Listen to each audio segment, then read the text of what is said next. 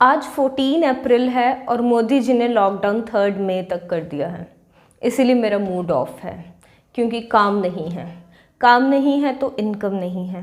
ये सिर्फ मेरे साथ नहीं हुआ है गाइस, पूरे इंडिया के साथ ये हुआ है। In short I can say that national income सबकी कम हो चुकी है। Welcome back to the channel guys, I'm Saloni Dhiman and today we are going to do national income and its related aggregates. सबसे पहले तो अगर आप न्यू हो इस चैनल में, मैं आपको रिक्वेस्ट करूंगी please subscribe this channel and press the bell icon so that you can get regular updates from us. तो चलिए स्टार्ट करते हैं the concept of national income and related aggregates. अब तक तो आपको पता चल ही गया होगा कि नेशनल इनकम को पढ़ना क्यों ज़रूरी है। यस, बिकॉज हमारी इकोनॉमी में जो हो रहा है हम सभी को उसकी नॉलेज होनी चाहिए कि कैसे हम नेशनल इनकम काउंट करते हैं, कैसे हमारी नेशनल इनकम इंक्रीज़ होती है, कैसे हमारे लॉकडाउन के कारण नेशनल इनकम डिक्रीज़ या फिर ज़ीरो हो चुकी है। तो चलिए स्टार्ट करते हैं नेशनल इनकम को पढ़ना। सबसे पहले हम मीनिंग ऑफ नेशनल इनकम पढ़ेंगे। National income is a sum total of factor incomes. So national income को क्या बोलेंगे हम?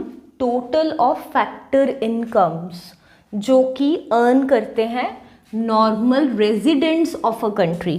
कौन earn करता है इसको? Normal residents of a country during one accounting year, एक साल में। So मैं ये बोल सकती हूँ जो भी पैसा इंडिया के residents earn करते हैं एक साल में, उनको हम नेशनल इनकम कहेंगे।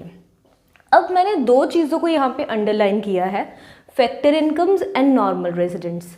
इसका मतलब ये है कि ये दो कॉन्सेप्ट्स हैं जो हमें पढ़ने बहुत इम्पॉर्टेंट है अगर हम इस चैप्टर की थॉरो अंडरस्टैंडिंग चाहते हैं।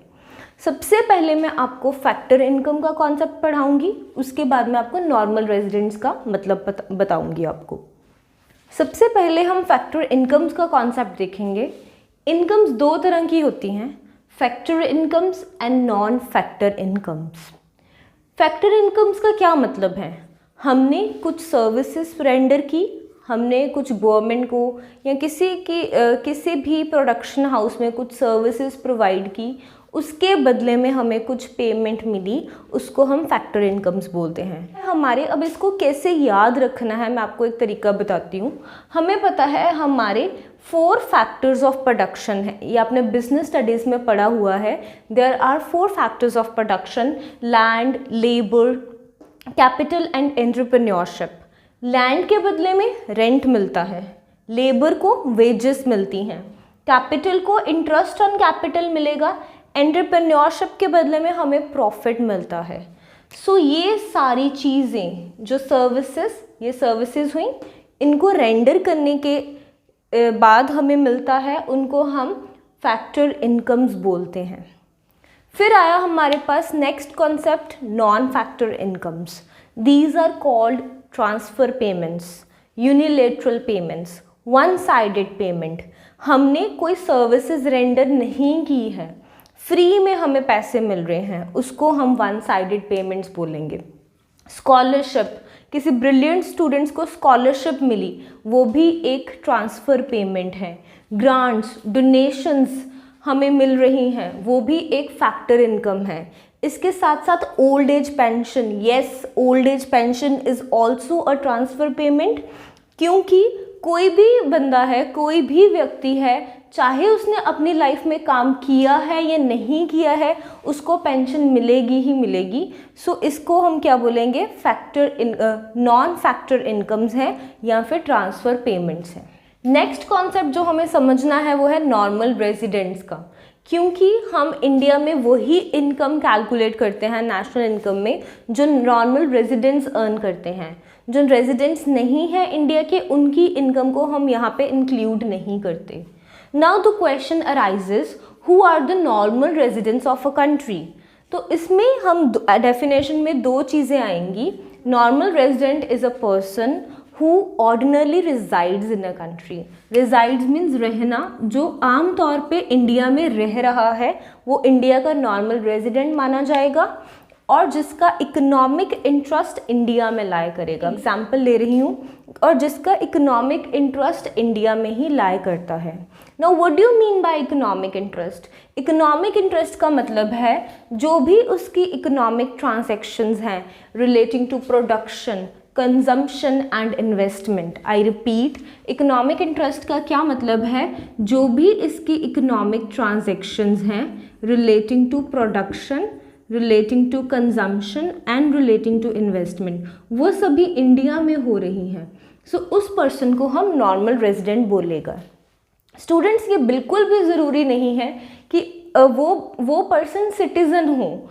एक बंदा सिटीज़न इंडिया का नहीं है फिर भी वो नॉर्मल रेजिडेंट हो सकता है इंडिया का। सो यहाँ पे सिटीजनशिप मैटर नहीं करेगी। नॉर्मल रेजिडेंट्स ऑफ कंट्री में दो तरह के लोग होंगे। इंडिविजुअल मतलब ह्यूमन बींग्स। इंस्टीट्यूशंस क्या है? जो फर्म्स या ऑर्गेनाइजेशंस हैं जो इंडिया में काम कर रही हैं, उनको भी हम normal residents of a country ही बोलेंगे। उसके बाद एक इम्पॉर्टेंट कॉन्सेप्ट हमारे पास आता है domestic territory of a country.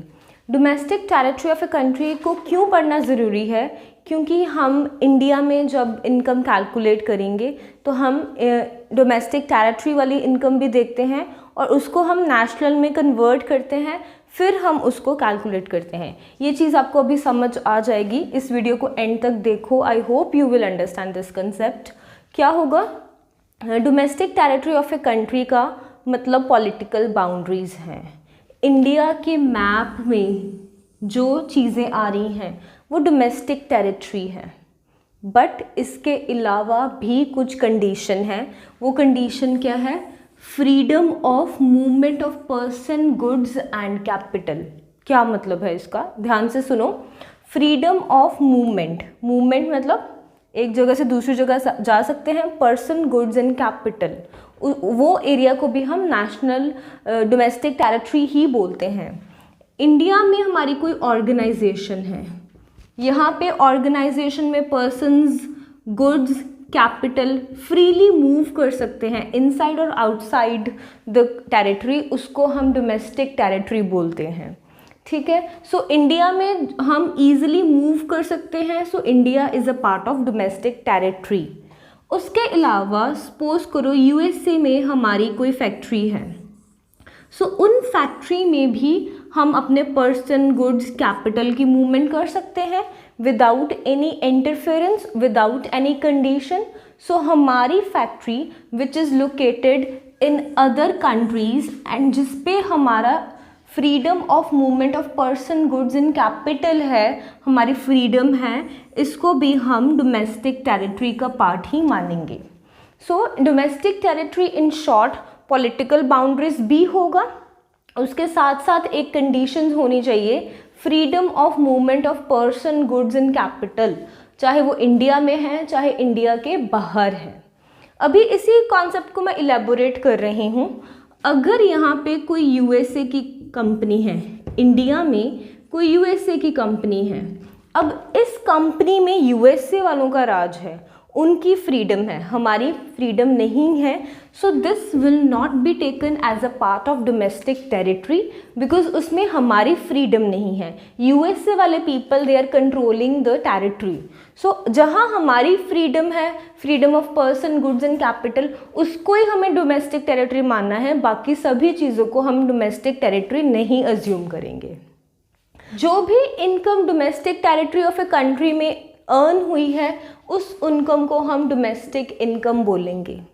But national income में तो नेशनल इनकम अज्यूम करते हैं, डोमेस्टिक इनकम को हम नहीं इंक्लूड कर सकते हैं।